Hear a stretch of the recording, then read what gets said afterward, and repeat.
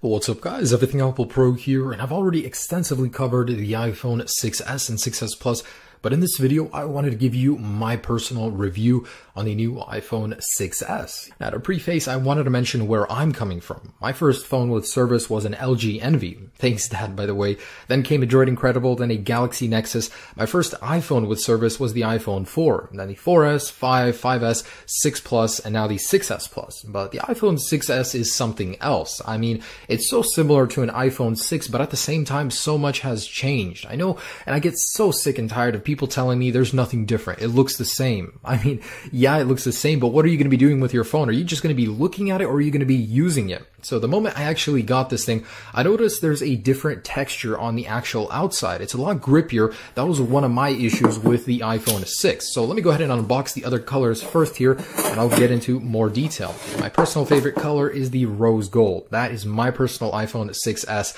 and I absolutely love the new color.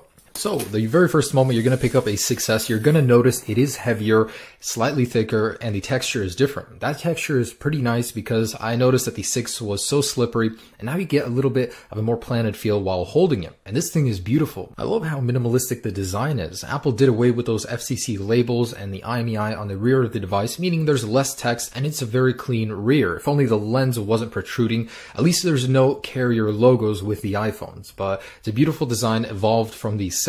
So you start using it. The first thing you notice is how wicked fast this is. It made me realize my iPhone 6 Plus was slow. How could it be slow? It was the fastest thing when it came out.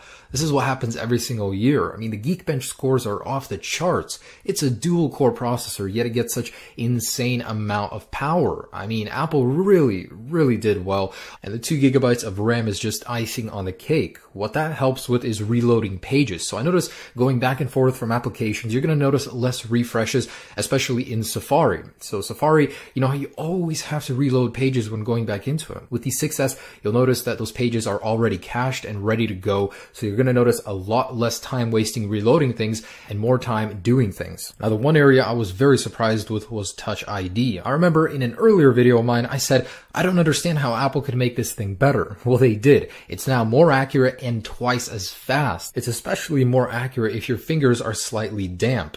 Next, the display. Although it didn't change, I was very happy to learn that Apple put a lot of effort into making their phones more durable. Not only did they make it more drop and scratch resistant, did you know Apple actually added a rubber seal around the display in the 6s? That's to make it more water resistant. And in my test, it definitely showed. So I'm very happy that Apple has put a lot of effort into upgrading the durability of the iPhone 6s. I mean, I ran over this thing twice. Still works. I mean, the 3D Touch still works despite a shattered display. It's very tough. You're going to have a hard time trying to break it even if you want to. So with that new material comes 3D Touch on the display, and right now it's a little dry. So personally, I think it adds a little bit to iOS, although not as much as Apple makes it out to be right now. It will get better.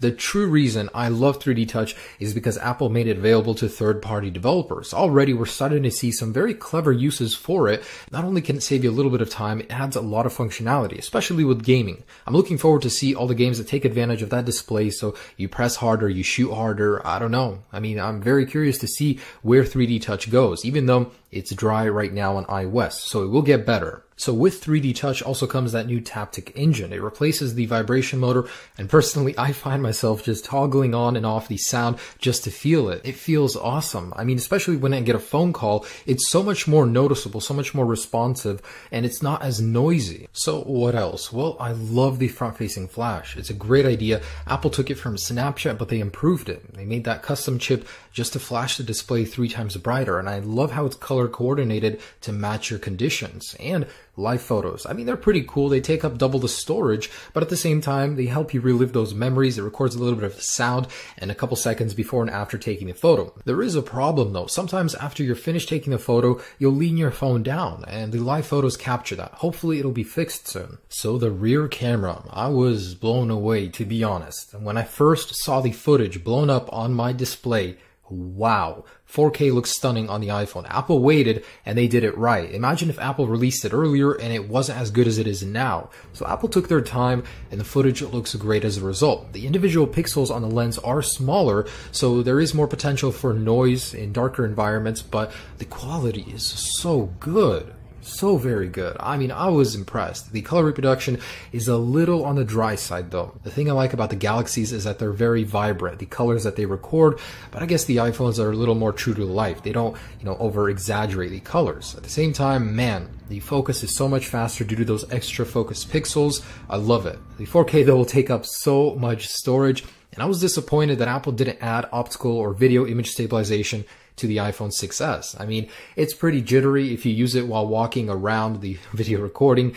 If you hold it with one hand, you're gonna notice that shake, so I don't like that. And as an added bonus, Apple did upgrade the capability of the slow motion. You can now get 120 frames per second at 1080p. 720p 240 remains the same, just slightly higher quality. So I absolutely love it. I mean, slow motion for me, I use it so much and it can be so fun just doing random little things and seeing them in slow motion like my vicious kitty here. But slow motion is personally one of my favorite things about the iPhones in general. They just do it so well. And here are just some images that I snapped in my backyard. And like I said earlier, I don't like the format Apple uses. I wish it was wider and I wish the colors popped a little more. All the photos have such icy looking colors. So the wireless internals of this device received a huge upgrade, and I love that there are more LTE bands. I travel with my phone often. I go buy a SIM card in another country, so it's great. I'll have more support for that. LTE and Wi-Fi are faster, but try finding a carrier or Wi-Fi that supports that speed yet. So we're not able to take full advantage of that.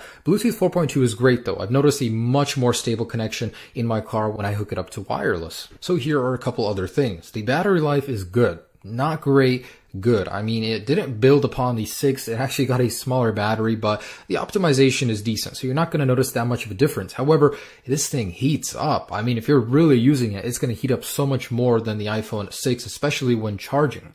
Now, another thing is storage. 16 gigabytes of base memory storage. What is this, Apple? Why are you price gouging us? I mean, I know it raises your margins and all, but with 4K and live photos, how are we supposed to manage with a 16 gigabyte device? That's just forcing people to upgrade to 64. So that's just about it. Now, what I like about Apple in general is that they will make this thing so much better with software updates. We've already gotten 2 for it, and we're going to keep getting more and more with more features, better stability, a little bit faster performance. I love how good Apple is with support. So these are the things I in particularly liked about the iPhone 6s. For me, the slow motion 4K video and 3D touch for third-party applications is the highlight of this new device. Plus, it's a lot faster in all of the areas where it matters. And there's a lot I didn't like about this guy as well. The live photos could use some work to where you're done taking the picture and you move your phone and you're going to see that in the live photo. It also heats up very often. I'm not sure that can be fixed by software, and it gets random resets. Sometimes I'll leave my phone there and it'll completely cut out power. I'll have to hard reset it to get it to turn on. Don't know what that's about. 3D touch is pretty limited. This is something that's going to go away with time, but